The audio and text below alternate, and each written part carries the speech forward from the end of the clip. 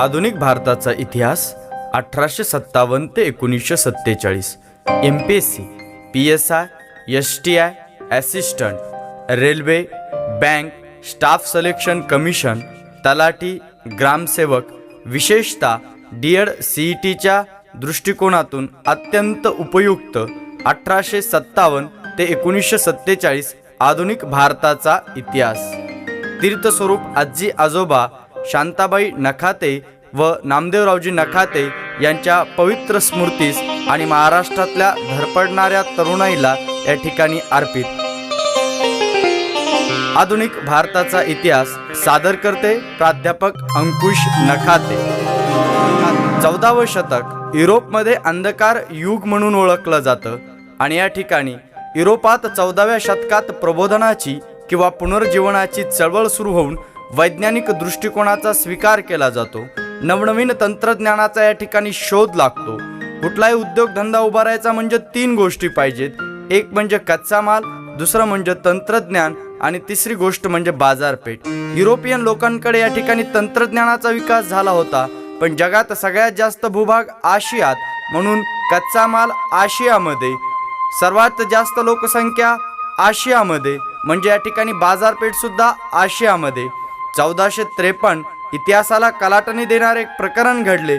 तुर्कांनी कॉन्स्टँटिनोपाल हे शहर, जे की युरोप व आशियाला जोडणारे एक महत्त्वाचं व्यापारी शहर होतं, हे शहर तुर्कांनी जिंकून घेतल्यामुळं युरोप व आशिया यांच्यातील व्यापार बंद झाला. आशिया सोने की चिडिया या आशियातून युरोपला प्रामुख्याने 3 गोष्टी निर्यात केल्या जायच्या. एक म्हणजे सुगंधी द्रव्य, दुसरी गोष्ट म्हणजे या ठिकाणी ढाक्याची असलेली मलमल आणि तिसरी गोष्ट म्हणजे मसाल्याचे पदार्थ. या ठिकाणी युरोप आणि आशियाला पुन्हा एकदा नवीन व्यापार मार्ग सुरू करण्यासाठी आता नवीन जलमार्गांचा शोधांचा या ठिकाणी प्रयत्न सुरू होतो. युरोपच्या 4 बाजूला समुद्र किनारा. युरोपमधल्या प्रत्येक देशातला माणूस उठला की सकाळी फिरायला समुद्र किनाऱ्यावर, दुपारी संध्याकाळी समुद्र किनाऱ्यावर, म्हणून त्यांना समुद्र किनाऱ्याचं भय वाटत नाही. उलट समुद्राशी त्यांची दोस्ती आणि त्याच्यामुळे ते असलेले उत्तम दर्यावर्दी. त्याच वेळेस शोध लागला होता की पृथ्वी गोल आहे. पृथ्वी गोल आहे याचा अर्थ आहे की त्या ठिकाणी जर ते पश्चिमेकडून सरळ निघाले आणि प्रवास करत राहिले तर शेवटी पश्चिमेकडेच येतील. पण ह्या पश्चिमेकडे येत असताना शेवटी त्यांना पूर्व लागल म्हणजे आशिया लागल, आणि आशिया लागल म्हणजे भारत लागल. आणि याच दृष्टिकोनातून सर्वप्रथम निघतो कोलंबस. तो नवीन भूप्रदेशाचा शोध लागतो. त्याला वाटतं हाच भारत आहे. त्याच्या मागून येत असतो अमेरिगो व्हेस्पुसी. अमेरिगो व्हेस्पुसी म्हणतो, अरे कोलंबस, हा नवीन भूप्रदेश म्हणजे भारत नाहीये, हा नवीन भूप्रदेश आहे. माझं नाव अमेरिगो, म्हणून या नवीन भूप्रदेशाचं नाव ठेवणार अमेरिका. त्याच्यानंतर वास्को द गामा येतो. तो या दोघांना भेटतो. दोघांना म्हणतो, अरे चला, सोने की चिडिया असलेला भारत आणखी दूर आहे आणि चला माझ्यासोबत. पण हे दोघेही नकार देतात. वास्को द गामा भारताच्या शोधार्थ निघतो आणि त्याला काही बेटं लागतात आणि हेच बेटांना नाव पडतं वेस्ट इंडिज. प्रवास करत करत वास्को द गामा 1498ला पोर्तुगीज खलाशी भारताच्या पश्चिम किनाऱ्यावर कालिकत बंदरात उतरतो. भारतात पहिल्यांदा जलमार्गाने येणारा पहिला कोण असेल तर तो आहे पोर्तुगीज खलाशी वास्को द गामा. भारतात सर्वात पहिल्यांदा येणारे आणि शेवटी जाणारे सुद्धा पोर्तुगीज. 1498ला वास्को द गामाच्या स्वरूपाने आले आणि 1961ला गोवा मुक्त झाला, म्हणजे पोर्तुगीज या ठिकाणी निघून गेले. त्याच्यानंतर आले इंग्रज, डच, फ्रेंच. इंग्रज व्यापाऱ्यांनी एकत्र येऊन या ठिकाणी 1599 मध्ये ईस्ट इंडिया कंपनीची स्थापना केली. या ईस्ट इंडिया कंपनीला राणी एलिझाबेथने 31 डिसेंबर 1600 मध्ये 15 वर्षासाठी व्यापाराची सनद दिली. लक्षात ठेवा, ईस्टची स्पेलिंग ई आणि एलिझाबेथची स्पेलिंग सुद्धा ई. 1609 राजा जेम्स पहिला याने मात्र ईस्ट इंडिया कंपनीला कायमची मान्यता दिली. 1615 मध्ये भारतात व्यापाराची परवानगी तत्कालीन मुघल बादशाह जहांगीर याने इंग्रजांना दिली. मुंबई हे बेट पोर्तुगीजांच्या ताब्यात, पण पोर्तुगीजाच्या राजानं आपल्या मुलीचा विवाह इंग्लंडचा राजकुमार दुसरा चार्ल्स याच्यासोबत केलं आणि त्याला ते लग्नामध्ये भेट दिलं. हेच मुंबई बेट राजकुमारानं इंग्रज व्यापाऱ्यांना वार्षिक 10 पौंड भाडीपट्टीनं व्यापारासाठी दिलं. अशा प्रकारे मुंबईवर कब्जा मिळवला इंग्रजांनी. आता इंग्रजांकडे दोन पर्याय होते, एक तर उत्तरेकडे जाणं किंवा दक्षिणेकडे जाणं. दक्षिणेकडे दिसत होता अथांग समुद्र. उत्तम दर्यावर्दी असल्यामुळे इंग्रज म्हणले चला दक्षिणेकडे जाऊ, आणि दक्षिणेकडे येतात. मद्रास प्रांतामध्ये वखार स्थापन करतात आणि वखार स्थापन केल्यानंतर संधी शोधतात की दक्षिण भारतामध्ये राजकारणात कसा हस्तक्षेप भेटावा, आणि याच ठिकाणी त्यांना संधी भेटली. कर्नाटकच्या गादीवरून त्या ठिकाणी वाद होतो महम्मद अली आणि चंदा साहेबामध्ये. इंग्रज महम्मद अलीची बाजू घेतात, त्याच्यामुळं कारण नसताना फ्रान्स चंदा साहेबांची बाजू घेतो. कर्नाटकच्या गादीच्या प्रसंगामध्ये महम्मद अली चंदा साहेबांचा म्हणजेच इंग्रज फ्रान्सांचा पराभव करतात. हैदराबादच्या निजामाच्या गादीचा प्रश्न निर्माण होतो. निसार जंग आणि मुझफ्फर जंग एकमेकांच्या विरोधात उभे राहतात. पुन्हा इंग्रज या ठिकाणी निसार जंगची बाजू घेतात, म्हणून फ्रेंच या ठिकाणी मुझफ्फर जंगची बाजू घेतात. पुन्हा या ठिकाणी निसार जंग म्हणजेच इंग्रज जिंकतो, मुझफ्फर जंग म्हणजेच फ्रान्स या ठिकाणी हरतो. 1760ला बंदिवासच्या फ्रेंचांचा निर्णायक पराभव या ठिकाणी इंग्लंडकडून होतो. या ठिकाणी झालेल्या सप्तवार्षिक युद्धानंतर पॅरिसच्या तहाने इंग्रज आणि फ्रेंच यांच्यामध्ये कायमचा मैत्री करार झाला, आणि त्यानंतर मात्र इंग्रज आणि फ्रेंच यांच्यामध्ये कधीच युद्ध झालं नाही. म्हैसूरचा नवाब हैदर अलीने ॲग्लो म्हैसूर युद्धात 1769 मध्ये इंग्रजांचा पराभव केला. 1799 या ठिकाणी श्रीरंगपट्टणमची लढाई होते इंग्रज आणि टिपू सुलतान यांच्यामध्ये. टिपू सुलतान मारला जातो. अशा पद्धतीने दक्षिणेमध्ये बऱ्याचशा सत्तांचा पाडाव करत इंग्रज आपल्या सत्तेचं बस्तान बसवतात, आणि आता त्याच दिशेनं म्हणजे समुद्र मार्गाने ते निघतात पूर्वेकडं, आणि त्या ठिकाणी पोहोचतात ते बंगालला. बंगालमध्ये आल्यानंतर कलकत्त्याला त्यावेळेसचा नवाब अलीवर्दी खानला भेटतात आणि म्हणतात आम्ही व्यापारासाठी परवानगी द्यावी, आणि वखारी बांधण्याची परवानगी मागतात. अलीवर्दी खान व्यापाराच्या दृष्टिकोनातून परवानगी देतो. या बंगालचा नवाब अलीवर्दी खान याचा 1756 मध्ये मृत्यू होतो. त्यानंतर त्याचा नातू सिराज उद्दौला या ठिकाणी नवाब पदावर येतो. त्याच्या लक्षात येतं की या ठिकाणी यांनी वखारीत स्थापन केल्या, त्याचबरोबर हे संरक्षक भिंती बांधतायत, आणि तो म्हणतो माझ्या आजोबांनी तुम्हाला घर बांधायची परवानगी दिली होती, तुम्ही कंपाऊंड का बांधतात? कंपाऊंड काढून टाका. अरे तुम्ही व्यापारी आहात तर तुमच्या वस्तू आम्हाला दिसू द्या, तुम्ही काय शस्त्र आणि सैन्य त्या ठिकाणी लपवणार आहात का? या ठिकाणी इंग्रज आणि सिराज उद्दौला यांच्यामध्ये वाद होतो. त्या ठिकाणी इंग्रजांना जरब बसवायची म्हणून सिराज उद्दौला त्या ठिकाणी कलकत्त्यांच्या वखारीवर हल्ला करतो. 125 बायका मुलं व काही इंग्रजांना घेऊन तो आपल्या स्वतःच्या किल्ल्याच्या तळघरात डांबून टाकतो, आणि याच ठिकाणी घटना घडती अंधार कोठडीची घटना. 125 इंग्रज या ठिकाणी मरतात. इंग्रज विचार करतात आम्ही दक्षिण भारत जिंकून घेतला, 125 आमचे कधीच एकदाच नाही मेले. हा सिराज उद्दौला मात्र आमच्याशी युद्ध न करता या ठिकाणी त्यांनी आमचे 125 मारले. सिराज उद्दौलाला सोडायचं नाही, आणि याच्यातून युद्ध होतं, लढाई होती, आणि ती लढाई म्हणजे प्लासीची लढाई. 23 जून 1757 इंग्रज विरुद्ध सिराज उद्दौला. सिराज उद्दौलाचा या ठिकाणी पराभव होतो. कारण याचं कारण असतं इंग्रजांनी त्यावेळेस मीर जाफरशी, त्यावेळेसचा कलकत्त्यातील श्रीमंत सावकार जगत शेठ याच्या मार्फत संधान साधलेलं असतं. मीर जाफर सेनापती लढाईत तटस्थ राहतो, सिराज उद्दौलाचा पराभव होतो. अशा पद्धतीनं 1757 मध्ये इंग्रज या ठिकाणी प्लासीच्या लढाईद्वारे भारतामध्ये इंग्रजी सत्तेचा पाया घालतात. मीर जाफरकडून इंग्रजांची आर्थिक गरज पूर्ण न होऊ शकल्यानं या ठिकाणी मीर जाफरला नवाब पदावरून काढलं जातं, आणि त्याच्याऐवजी त्याचा जावई मीर कासिमला नवाब केलं जातं. मीर कासिम नवाब पदावर आल्यानंतर तो इंग्रजांना म्हणतो मी या ठिकाणी तुम्हाला पैसे देणार नाही, त्यांच्या व्यापारावर निर्बंध लादतो, म्हणून मीर कासिमला काढून टाकतात आणि त्याच्याऐवजी पुन्हा मीर जाफरला नवाब बनवतात. याच्यातून चिडून उठतो मीर कासिम, आणि त्यावेळेसचा आपला मित्र अयोध्येचा नवाब शुजाउद्दौला आणि दिल्लीचा बादशाह शाह आलम यांना म्हणतो आपण सर्व एक येऊयात आणि या इंग्रजांचा निपात करूयात. यातून घडतं ते म्हणजे बक्सारचं युद्ध. 22 ऑक्टोबर 1764 इंग्रज विरुद्ध आता मीर कासिम, अयोध्येचा नवाब शुजाउद्दौला आणि बादशाह शाह आलम या तिघांचाही पराभव होतो. म्हणजे बंगाल जिंकलं जातं. बंगाल म्हणजे त्यावेळेसचं बंगाल, बिहार आणि ओरिसा. अयोध्या म्हणजे उत्तर प्रदेश जिंकलं जातं. बादशाह आला म्हणजे दिल्ली जिंकली जाती. अशा पद्धतीनं उत्तर भारतामध्ये सुद्धा आपला प्रभाव या ठिकाणी इंग्रज निर्माण करतात.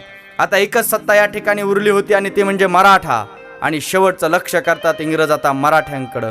या ठिकाणी पानिपतची तिसरी लढाई होती 1761 मध्ये. अहमद शाह अब्दाली आणि मराठ्यांचं 1.5 लाख मावळे या ठिकाणी मारले जातात. आर्थिक अतोनात नुकसान होतं. नानासाहेब पेशवे धक्क्यानं या ठिकाणी एक्सपायर होतात आणि त्यांच्याऐवजी त्यांचा मुलगा या ठिकाणी माधवराव हा पेशवा होतो. राघोबा दादा म्हणतात, मी कर्तृत्ववान, माधवराव माझ्यापेक्षा कर्तृत्ववान आणि वयानं लहान, पण या ठिकाणी ते भाऊ असल्यामुळे त्यांना पेशवा न करता माधवरावांना पेशवे केलं जातं. आणि याच्यातून राघोबा दादा इंग्रजांच्या आश्रयाला जातात आणि अशा पद्धतीने इंग्रजांचं भारतातील जे काही शेवटचं राहिलेलं मराठी साम्राज्य होतं याच्यामध्ये हस्तक्षेप घालण्याचं संधी इंग्रजांना भेटते. माधवराव पेशव्यांचा अकाली मृत्यू झाल्यानंतर त्यांचा भाऊ नारायणरावला पेशवे केलं जातं. वयानं अतिशय लहान 24-25 वर्षाचा आणि थोडासा बाळबुद्धी असलेला. राघोबा दादा म्हणतात, अरे नारायणला पेशवा करतायत तुम्ही, त्याच्यापेक्षा मला करा, या ठिकाणी माझं कर्तृत्व तुम्हाला माहित आहे. पण लोक म्हणतात नाही, आम्ही नारायणलाच पेशवे केलं जाणार. आणि याच्यातून गारदी चालवले जातात नारायण पेशवेवर. शनिवार वाड्यावर नारायण पेशवे राघोबा दादांच्याकडे धाव घेतोय, काका मला वाचवा. अरे काकांनीच या ठिकाणी सैन्य पाठवले, ते कसं तुला वाचवणार? आणि गारद्यांनी नंग्या समशेरीने या ठिकाणी नारायणरावाचा मृत्यू घडून आणला. आता वाटतं राघोबा दादांना मीच पेशवा. पण नाना फडणीसासारखे मुत्सद्दी समोर येतात. ते म्हणतात, राघोबा दादा तुम्हाला आम्ही पेशवे करणार नाहीत. नारायणची बायको या ठिकाणी प्रेग्नंट आहे, तिचं जे आपत्ती येईल ते पेशवा होईल, पण राघोबा दादा आम्ही तुम्हाला पेशवे करणार नाही. आणि हे गाजलेलं बारभाईचं कारस्थान. आणि या बारभाईच्या कारस्थानातून पुढे जो मुलगा होतो तोही अकाली मृत्यू होतो. शेवटी राघोबा दादांच्या मुलाला पेशवे केलं जातं, पण राघोबा दादांना पेशवे केलं जात नाही. दुसरा बाजीराव पेशवे या ठिकाणी वसईचा तह करतो 1802 मध्ये आणि तैनाती फौजेचा स्वीकार करतो. तैनाती फौज लॉर्ड वेलस्ली. या ठिकाणी मराठी साम्राज्य पंगू करण्याचं काम दुसऱ्या बाजीराव पेशव्यांनी केलं. आणि 1818 मध्ये या ठिकाणी इंग्रजांनी मराठी सत्तेचा पाडाव करत शनिवार वाड्यावर युनियन जॅक फडकवत या ठिकाणी भारतामधील शेवटचं राज्य देखील जिंकून घेतलं. अशा पद्धतीनं भारतातील राजकीय सत्तेचं हस्तांतरण इंग्रजांना मुघलांकडून नव्हे तर मराठ्यांकडून झालं. यानंतर हळूहळू सत्ता प्राप्त केल्यानंतर आता प्रशासनातल्या काही सुविधा त्या ठिकाणी निर्माण केले जातात. 1765 दुहेरी राज्य व्यवस्था. रॉबर्ट क्लाइव्ह कुठलीही जबाबदारी न घेता त्या ठिकाणी जमीन महसूल जो काही आहे तो प्राप्त केला जातो आणि त्याच्यासाठी 2 नायब नवाब या ठिकाणी नियुक्त केले जातात. 1772 वॉरन हेस्टिंग्स हा बंगालचा गव्हर्नर बनतो आणि त्यानं रॉबर्ट क्लाइव्हनं सुरू केलेली दुहेरी राज्य व्यवस्था तो 1772 रद्द करतो. 1773 रेग्युलेटिंग ऍक्ट. भारतातील इंग्रजांनी पहिला दिलेला ऍक्ट म्हणजे 1773चा रेग्युलेटिंग ऍक्ट. बंगालचा गव्हर्नर हा बंगालचा गव्हर्नर जनरल बनतो. बंगाल बरोबरच मद्रास आणि मुंबईच्या गव्हर्नरवर नियंत्रण करण्याचा अधिकार त्या ठिकाणी त्याला मिळतो. आणि काय हा 1773चा ऍक्ट, तर याच्यानुसार काही गोष्टी घडल्या.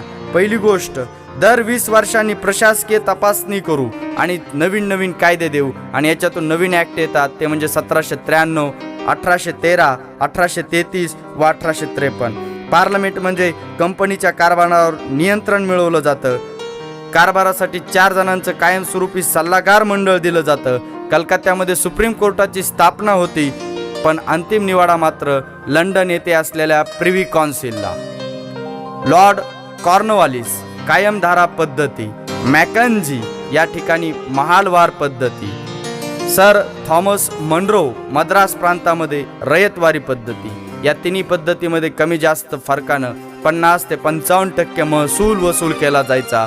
मुंबई प्रांतात governor mount Stuart Elphinstone ryotwari आणि महालवारी पद्धत या ठिकाणी एकत्र करतो. 1822 लॉर्ड हास्टिंग्स या ठिकाणी बंगालचा कुळ कायदा करतो आणि जो कसेल त्याची जमीन. 1857चा उठाव.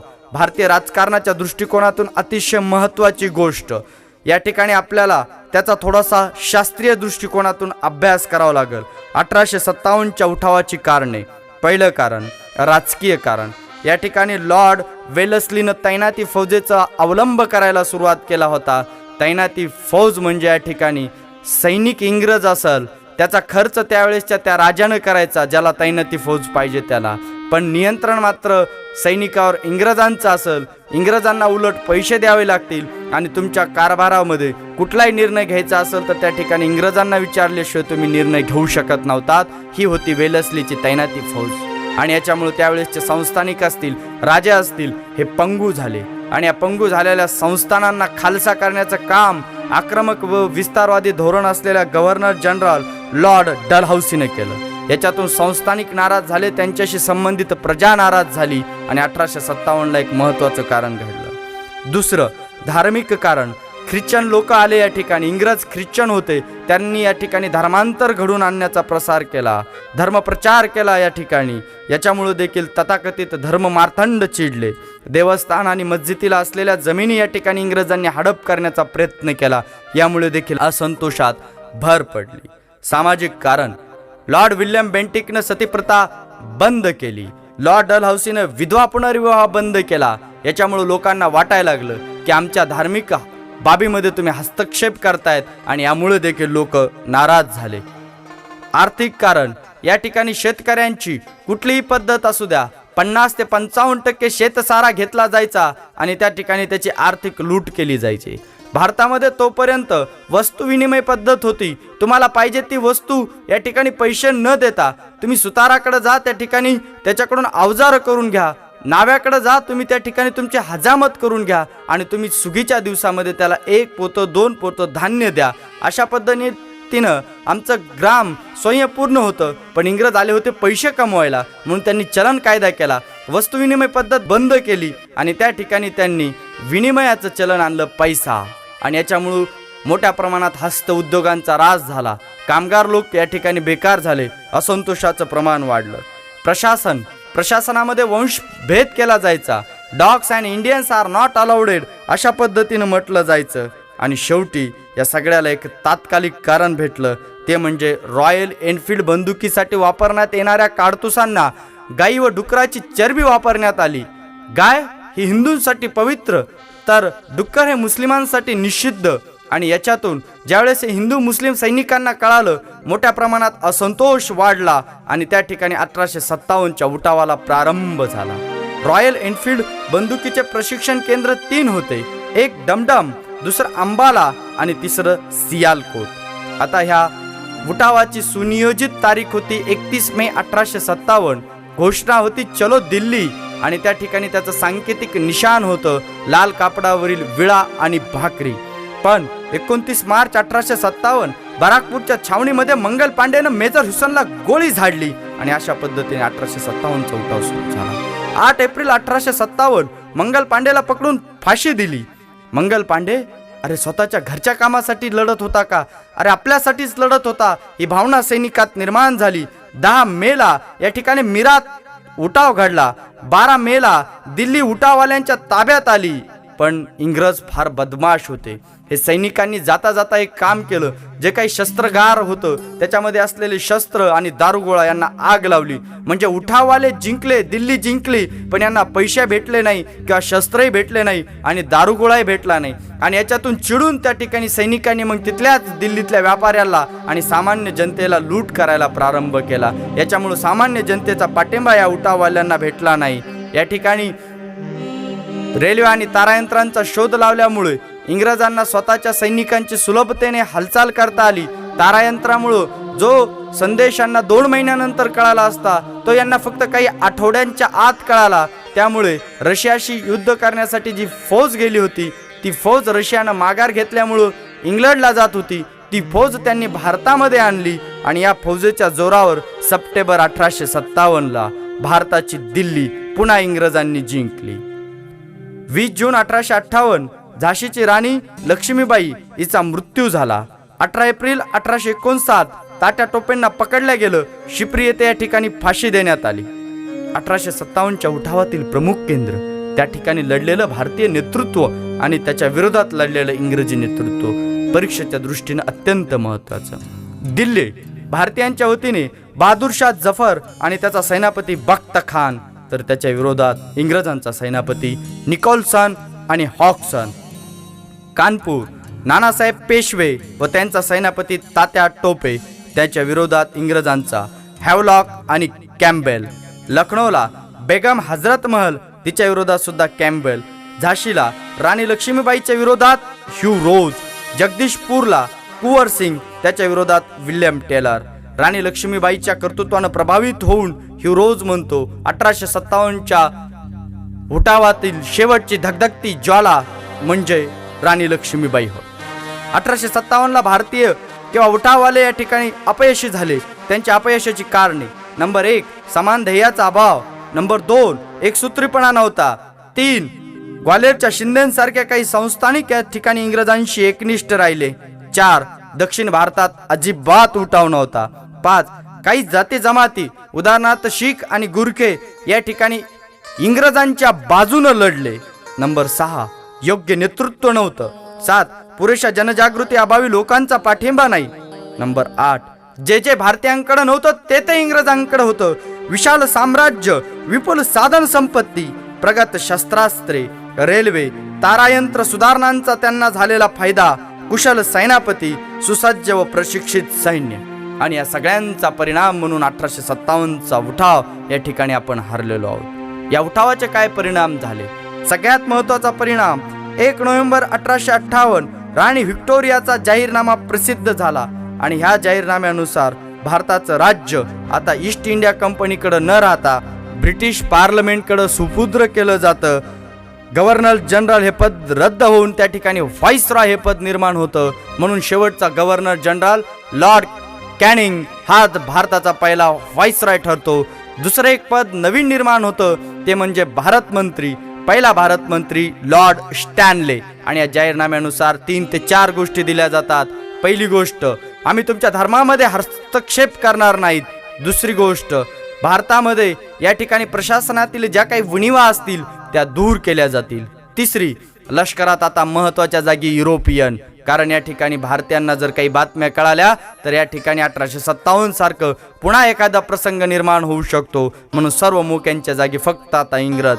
आणि सगळ्यात गुपित त्यांनी या ठिकाणी लक्षात घेतलं की जर भारतातले सगळे एक झाले तर आपल्याला राज्य सोडावं लागतं. म्हणून त्यांनी नवीन भेदनीतीचा म्हणजे फोडा आणि राज्य करा याचा या ठिकाणी वापर सुरू केला. त्यानंतर थोडंसं आपल्याला सामाजिक चळवळीच्या दृष्टिकोनातून प्रबोधन पर्व म्हणजेच सामाजिक सुधारणा. भारतीय समाज सुधारणांचे अग्रदूत म्हणून ओळखले जातात राजाराम मोहन रॉय. कालावधी 1772 ते 1833. या ठिकाणी 1817ला डेव्हिड हियरच्या मदतीने हिंदू कॉलेजची स्थापना. हिंदू ऐक्येश्वरवादाचा प्रसार करण्यासाठी 1826 मध्ये वेदांत कॉलेज, 1815 आत्मीय सभा, 1821 संवाद कौमुदी हे वर्तमानपत्र, 1822 मिरत उल अखबार हे दुसरं वर्तमानपत्र, 1828 ब्राह्मो समाजांची स्थापना, 1829 विल्यम बेंटिकच्या सहकार्याने सतीप्रथा बंद, 27 सप्टेंबर 1833 ब्रिस्टॉल इंग्लंडमधलं एक शहर या ठिकाणी राजाराम मोहन रॉय यांचं निधन होतं. हिंदू संस्कृतीचा आत्मा जागृत करण्याचं काम ब्राह्म समाजानं केलं. The first voice of freedom किंवा भारतीय समाज सुधारणांचे अग्रदूत म्हणून राजाराम मोहन रॉयांना ओळखलं जातं. प्रार्थना समाज 1867 मुंबई. संस्थापक आत्माराम पांडुरंग, सदस्य भांडारकर, न्यायमूर्ती महादेव गोविंद रानडे, भाऊ महाजन. आणि प्रार्थना समाजाच्या प्रचारासाठी या ठिकाणी सुबोध पत्रिका स्थापन केली जाते. प्रार्थना समाजावरील जे काही शंका विचारल्या जातात त्या शंकांचं निरसन करण्यासाठी रानडेंनी ऐक्येश्वर निष्ठांची कैफियत हा ग्रंथ लिहिला. या प्रार्थना समाजाचे एक सदस्य नारायण मल्हार जोशी यांनी समाज सेवा संघ सोशल सर्व्हिस लीगची स्थापना केली. न्यायमूर्ती गोपाळ कृष्ण गोखले यांनी Bharat Sevak Samaj, Indian servant society. Maharshi Vitthalramji Shinde displaced classes mission. Mahatma Phule 1827 ते 90. 1848 पुण्यात बुधवार पेठेतील भिडेंच्या वाड्यात मुलींची पहिली शाळा. 1852 अस्पृश्यांसाठी पहिली शाळा. 24 सप्टेंबर 1873 सत्यशोधक समाजाची स्थापना. विचारांचा प्रचार व प्रसार करण्यासाठी दीनबंधू हे वर्तमानपत्र. पहिले संपादक कृष्णराव भालेकर. स्वामी दयानंद. वेदांकडे परत चला. 1875 मुंबई येथे आर्य समाजाची स्थापना. समाजामध्ये आर्य समाजाच्या विचाराचा प्रचार व प्रसार करण्यासाठी सत्यार्थ प्रकाश हा ग्रंथ लिहिला. लाला हंसराज यांनी लाहोर येथे दयानंद आग्लवैदिक कॉलेजची स्थापना केली. स्वामी श्रद्धानंद हरिद्वार येथे गुरुकुलची स्थापना केली. धर्मशुद्धीची चळवळ राबवण्याचं काम आर्य समाजाने केलं. स्वामी विवेकानंद, मूळ नाव नरेंद्र विश्वनाथ दत्त, 11 सप्टेंबर 1893 अमेरिकेतील शिकागो सर्व धर्म परिषदेत सहभाग. 1897 रामकृष्ण मठाची स्थापना. 1899 बेलूर मठाची स्थापना. बेलूर मठ हे आज रामकृष्ण मिशनचे प्रमुख ठिकाण आहे. कुमारी मार्गारेट नोबेल म्हणजेच भगिनी निवेदिता. 12 जानेवारी विवेकानंदांची जयंती राष्ट्रीय युवक दिन म्हणून साजरा केला जातो. थिओसॉफिकल सोसायटी 1875 न्यूयॉर्क येथे स्थापना.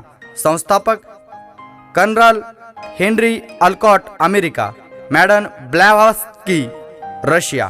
मद्रास प्रांतातील अड्यार हे प्रमुख केंद्र. आयरिश विदुषी ॲनी बेझंट या ठिकाणी 1893 मध्ये थिओसॉफिकल सोसायटीचं काम भारतात करण्यासाठी दाखल होते. Sir Syed Ahmad Khan Mohammedan Anglo oriental कॉलेजची स्थापना. याचेच पुढे रूपांतर अलीगड विद्यापीठामध्ये. महत्त्वाचे गव्हर्नर व गव्हर्नर जनरल. लॉर्ड वेल्लेस्ली 1798 ते 1805 स्वतःला बंगालचा सिंह म्हणून घेत होता. तैनाती फौजेची सुरुवात केली. प्रथमतः भारतामध्ये स्वीकार निजामाने 1798 मध्ये केला. लॉर्ड हेस्टिंग्स 1813 ते 23, 1822 बंगालचा कुळ कायदा. लॉर्ड विल्यम बेंटिक 1828 ते 35, 1829 राजाराम मोहन रॉय यांच्या सहकार्यातून सतीप्रथा बंद केली.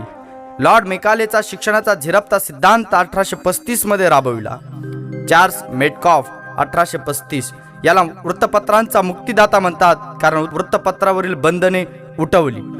लॉर्ड हार्डिंग्स 1844 ते 48 सहकारी कार्यालयांना रविवारी सुट्टी देण्याचे काम हार्डिंग्सनं केलं.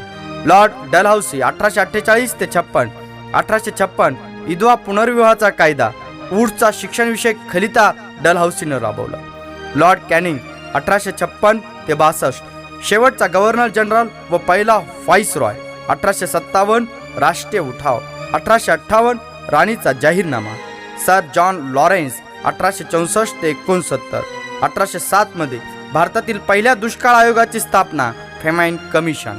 लॉर्ड मेयो 1869 ते 72, 14 डिसेंबर 1870 आर्थिक विकेंद्रीकरणाचा कायदा केला म्हणून मेयोला विकेंद्रीकरणाचा जनक म्हणतात.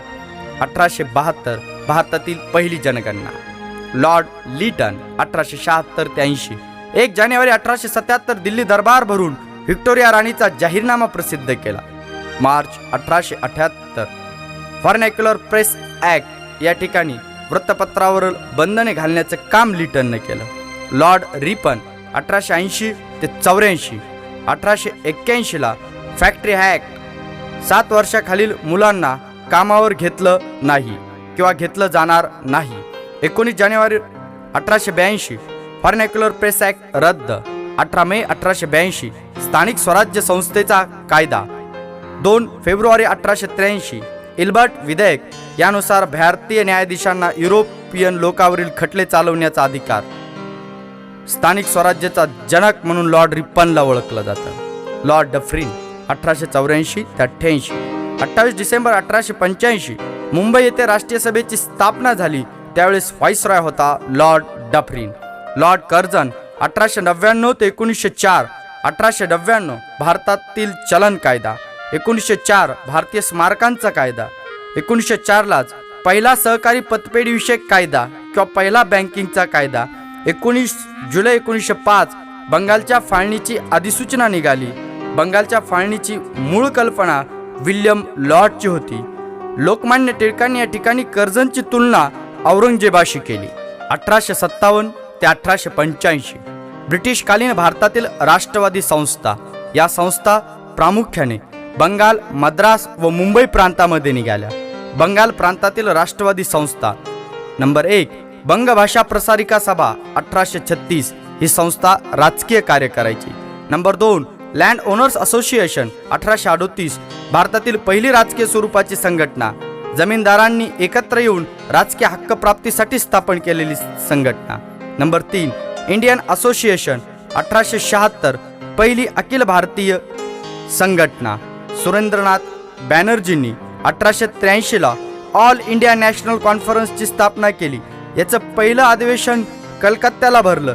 100 प्रतिनिधी उपस्थित होते आणि उद्देश होता सर्व प्रांतिक संस्थांनी एकत्र येऊन समान कार्यक्रमाची अंमलबजावणी करावी आणि इचच पुढे 1885 मध्ये राष्ट्रीय सभेमध्ये विलिनीकरण करण्यात आलं.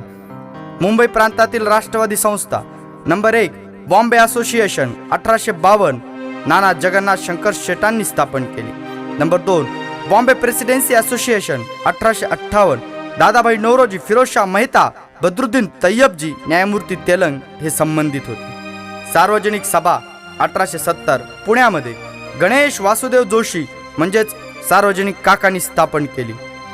1885 ला या ठिकाणी राष्ट्रीय काँग्रेसची स्थापना होण्यापूर्वी सर ॲलन ह्यूमनं 1884 ला इंडियन नॅशनल युनियनची स्थापना केली होती.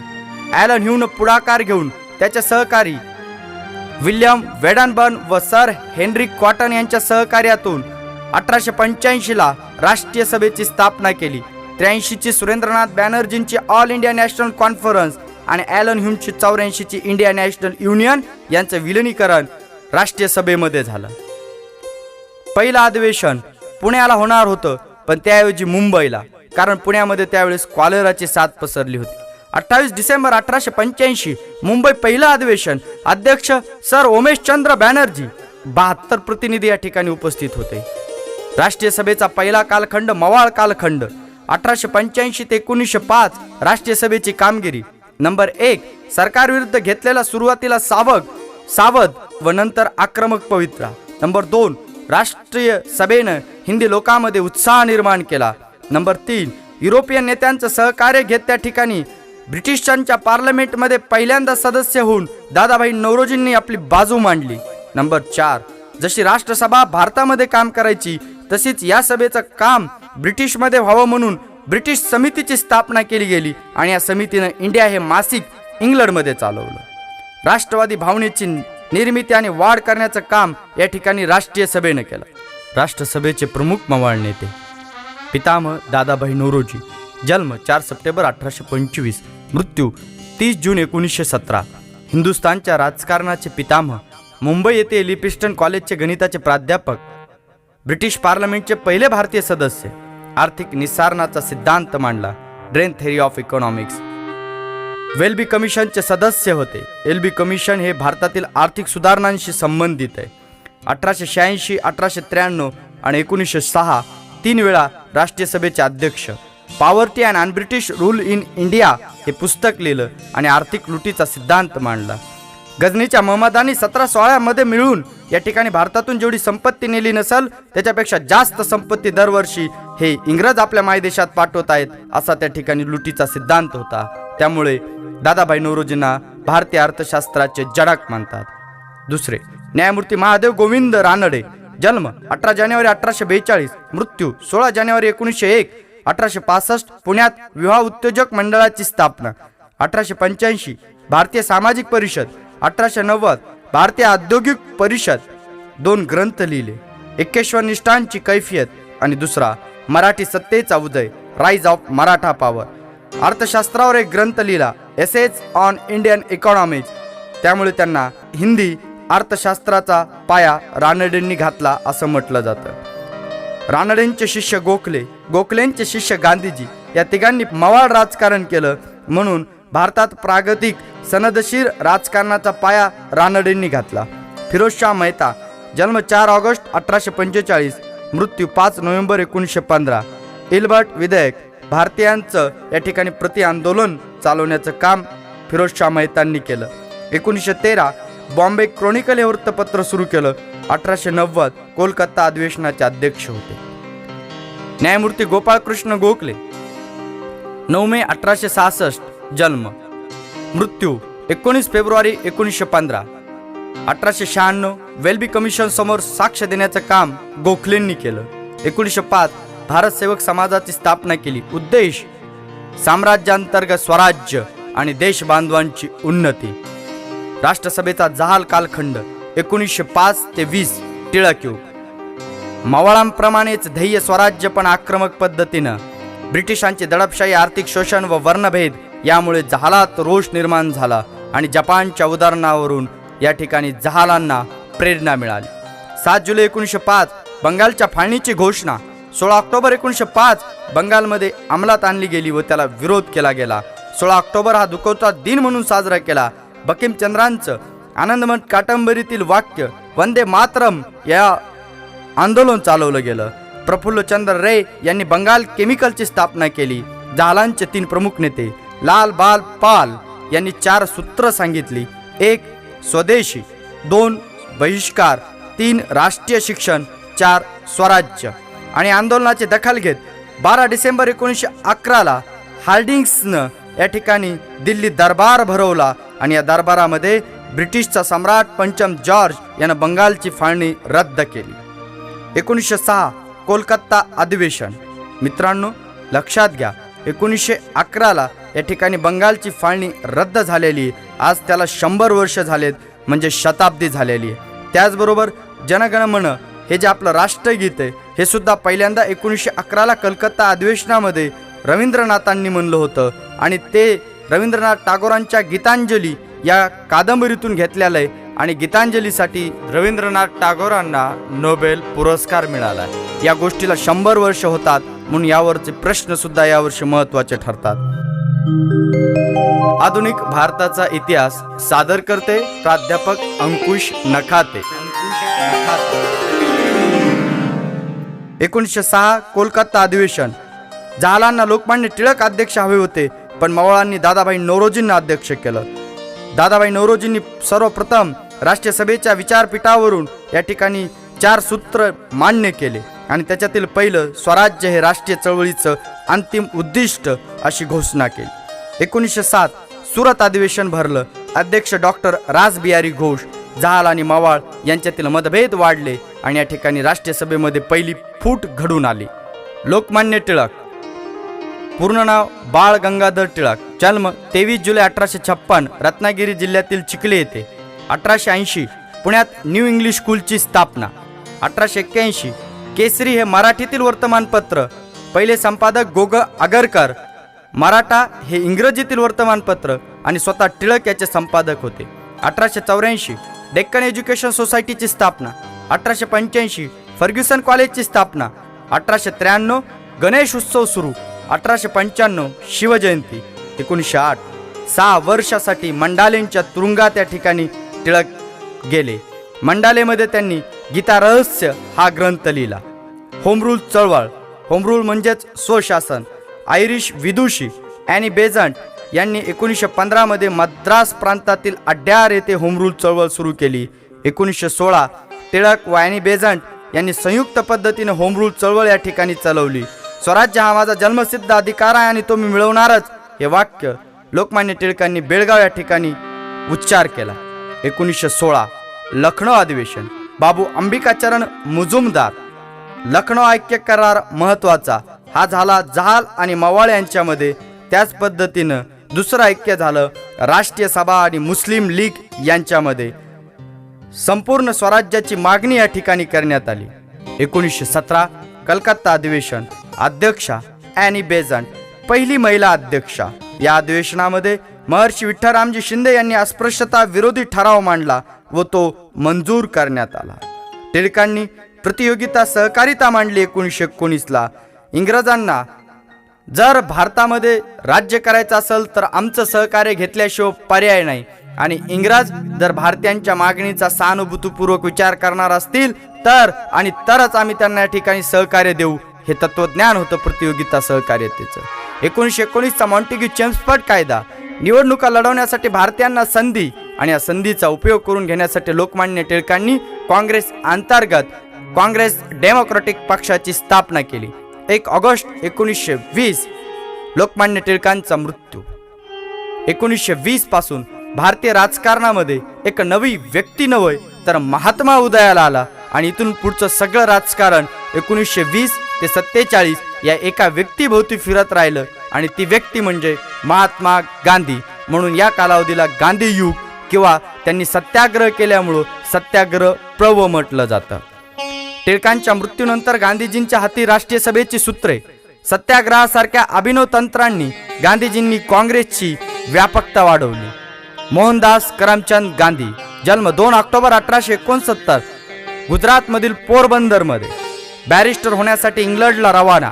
1891 भारतात प्रथम वकिली सुरू केली. पहिलीच केस हरल्यामुळं 1893ला दक्षिण आफ्रिकेला या ठिकाणी केस लढवण्यासाठी जातात आणि त्या ठिकाणी ते केस जिंकतात.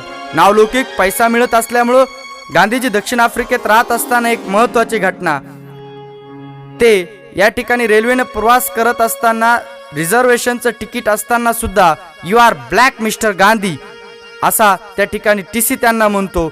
गांधीजी म्हणतात I am well qualified barrister, एवढा मोठा बॅरिस्टर आहे, एवढं माझं नावलौकिक आहे, माझ्याकडे रिझर्वेशनची तिकीट आहेत, तरी सुद्धा तुम्ही या ठिकाणी मला प्रवास नाकारतात. टीसी चिडतो आणि गांधीजी सगट या ठिकाणी सामानासकट गांधीजींना खाली उतरवल्या जातं. याच्यातून गांधीजी सारख्या व्यक्तिमत्वाला एक जबरदस्त हादरा बसतो आणि या ठिकाणी the journey starts from Mohandas Karamchand Gandhi to Mahatma Gandhi. जानेवारी 1915 भारतात परत येतात. शेतकरी, कामगार आणि दलितांच्या प्रश्नावर या ठिकाणी गांधीजींनी आंदोलन केलं. गांधीजींचं भारतातील पहिलं आंदोलन चंपारण्य सत्याग्रह 1917. 1916च्या लखनौ अधिवेशनामध्ये राजकुमार शुक्ला नावाचा शेतकरी भेटतो. गांधीजी, मी बिहारचा चंपारण्य, ब्रिटिश मळेवाले आम्हाला या ठिकाणी त्रास देत आहेत, गांधीजी तुम्ही या, आमची मुक्ती करा. गांधीजी सत्याग्रह करतात आणि ब्रिटिश मळेवाल्यांच्या जातातून नीळ उत्पादकांची मुक्तता करतात. 1918 खेडा सत्याग्रह, मोहनलाल पंड्या गांधीजींकडे, गांधीजी मी गुजरातचा, या ठिकाणी आमच्याकडून खूप सारा घेतला जातोय, गांधीजी तुम्ही या. गांधीजी खेड्याला येतात आणि साराबंदी चळवळ करतात, शेतकऱ्यांची मुक्तता करतात. अशा प्रकारे गांधीजींच्या मागे शेतकरी वर्ग उभा राहतो. अहमदाबादचा गिरणी कामगार लढा, कामगार म्हणतात गांधीजी महागाई वाढली पण पगार वाढवत नाहीयेत. गांधीजी आंदोलन करतात, 35% वेतन वाढ देतात. कामगार गांधीजींच्या मागे. अशा पद्धतीने कामगार आणि शेतकरी गांधीजींच्या मागे उभा राहतो. रोलट कायदा 1919चा काळा कायदा म्हणून ओळखला जातो आणि 6 एप्रिल 1919ला गांधीजी रोलट विरुद्ध देशभर हरताळ पाळण्याचं आव्हान करतात. भारतीय इतिहासातील महत्वाची घटना जालियनवाला बाग हत्याकांड 13 एप्रिल 1919. जनरल डायर बंदुकी शेवटची गोळी असेपर्यंत लोकांवर गोळीबार करण्याचा आदेश देतो. 1600 फेरी झाडवल्या जातात, 400 लोक मृत्युमुखी पडतात. रवींद्रनाथ टागोरांना दुःख होतं, इंग्रजांचा निषेध व्यक्त करण्यासाठी सर ही पदवीचा त्याग करतात. जनरल डायरची चौकशी करा यासाठी हंटर कमिशनची स्थापना केली जाते आणि हे हंटर कमिशन या ठिकाणी जनरल डायरला निर्दोष सोडतं. भारतीय म्हणतात अरे अमानुषपणे 400 लोक मारतो डायर, तो कसला निर्दोष, त्याला शिक्षा झालीच पाहिजे.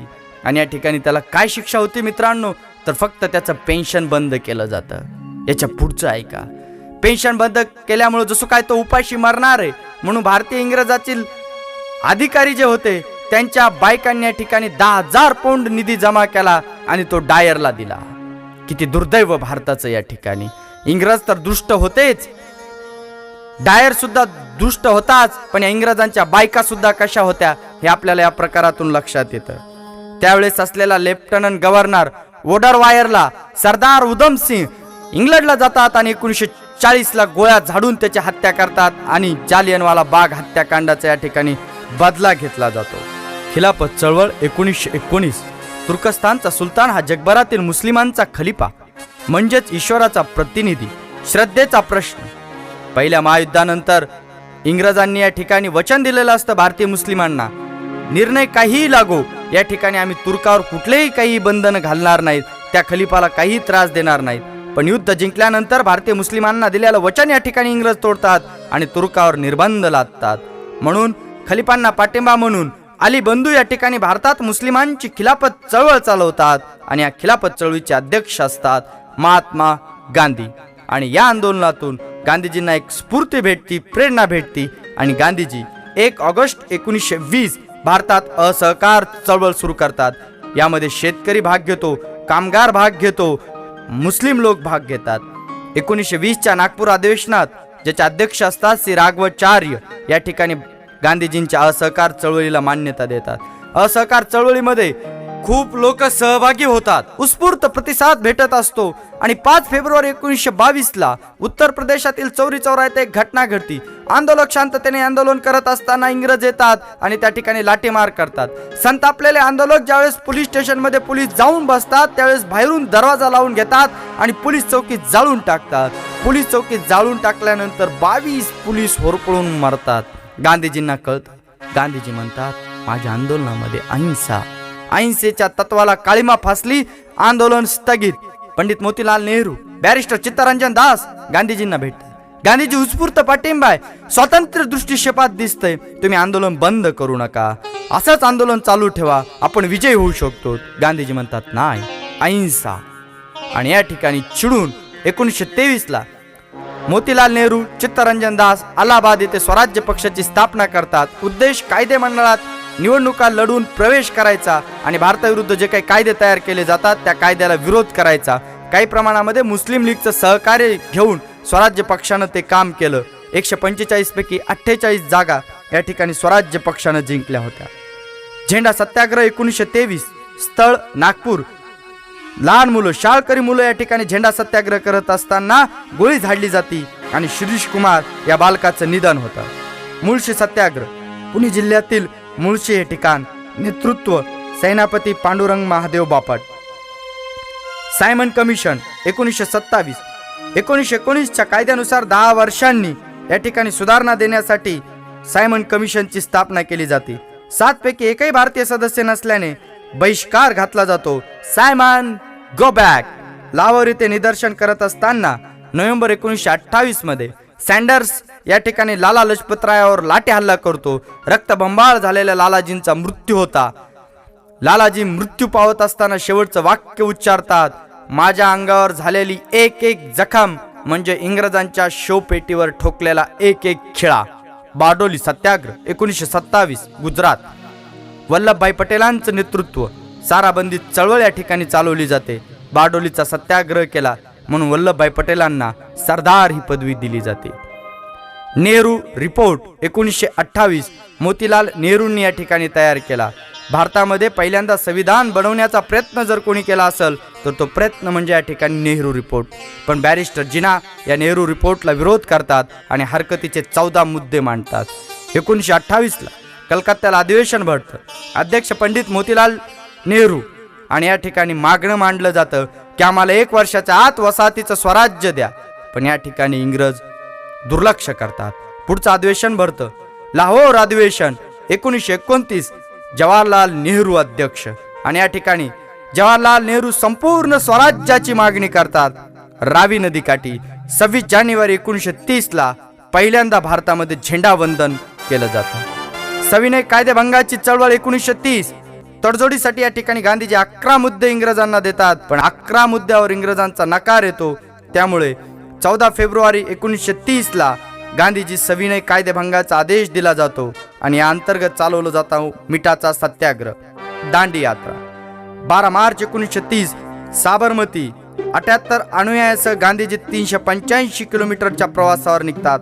5 एप्रिलला गांधीजी दांडीला पोहोचतात. 6 एप्रिलला गांधीजी सकाळी जाऊन समुद्र किनाऱ्यावर हातात मीठ घेतात आणि मीठ तयार करण्याचा जो या ठिकाणी कायदा होता की तो कायदा असा होता की भारतीयांना मीठ तयार करता येत नव्हतं.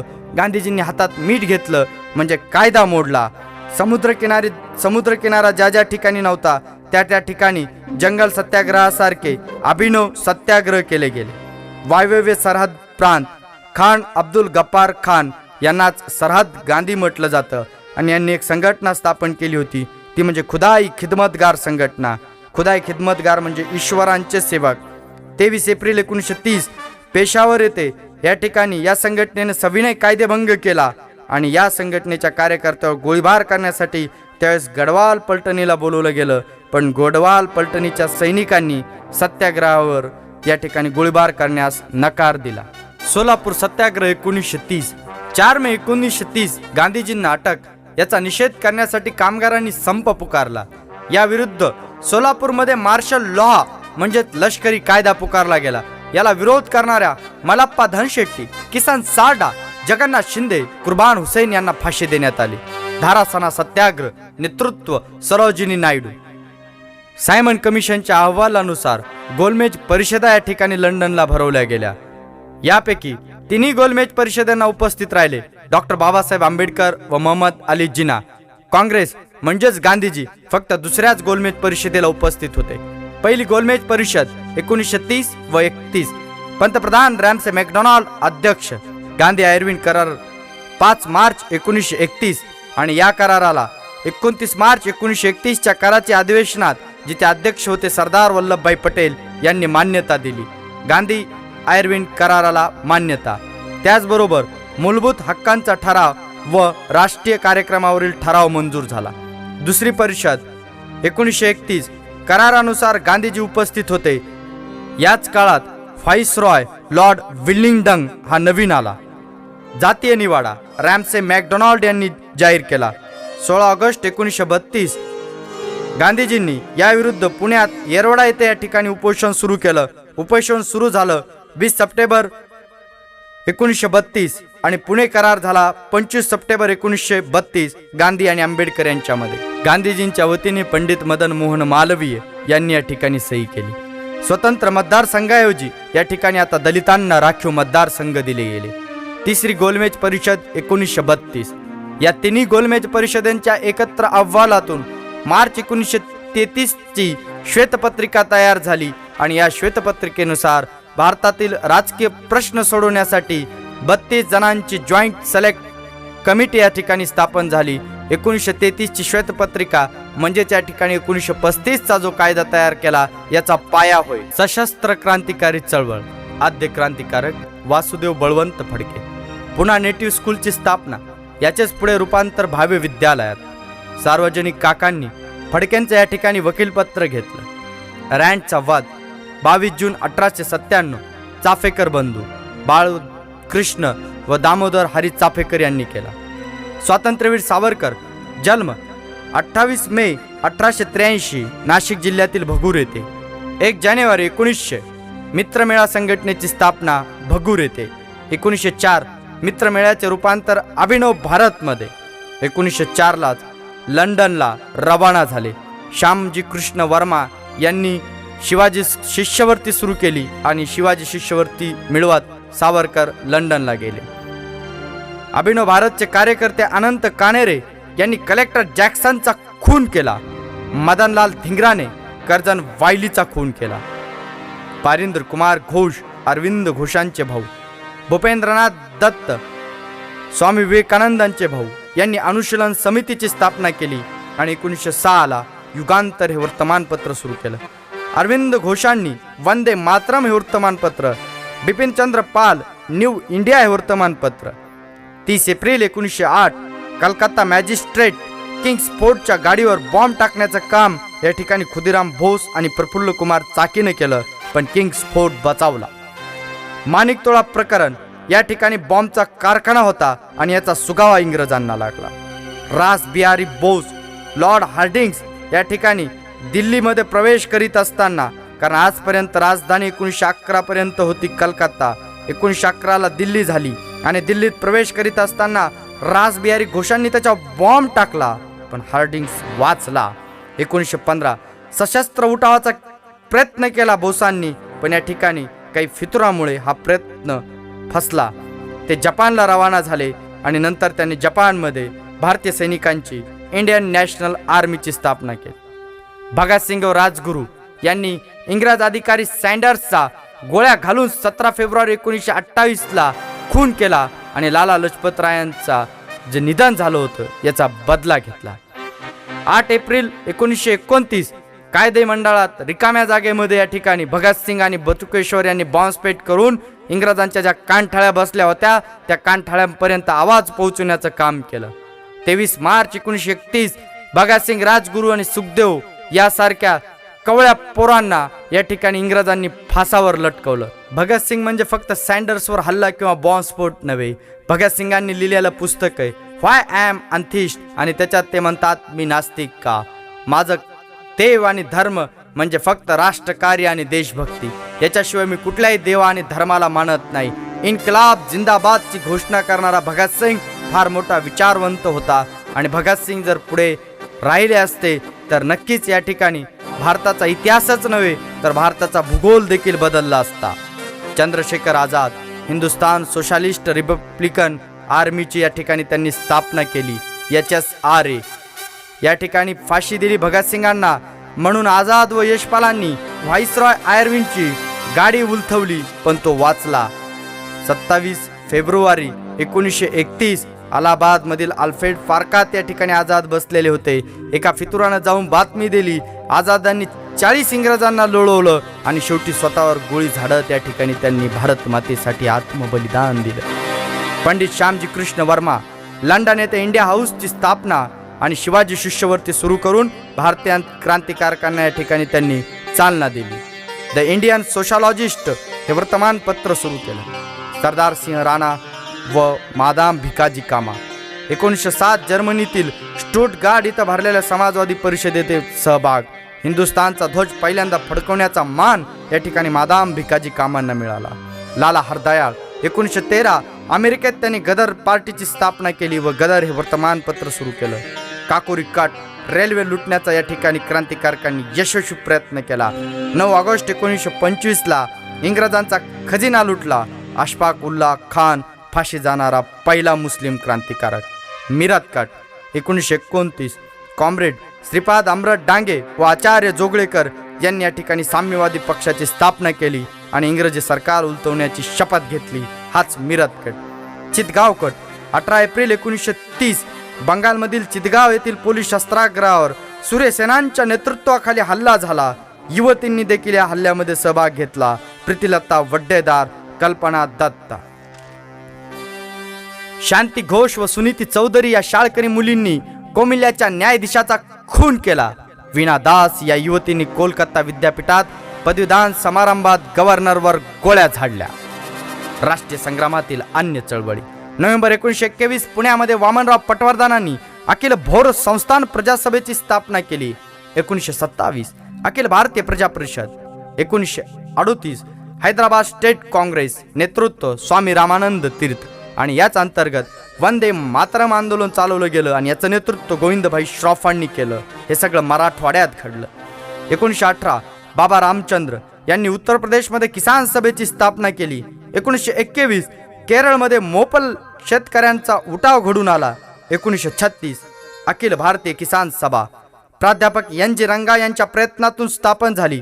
स्वामी सहजानंद सरस्वती हे अध्यक्ष आणि 1936च्या फैजपूर अधिवेशनामध्ये किसान सभेचा कार्यक्रम राष्ट्रीय सभेने स्वीकारला.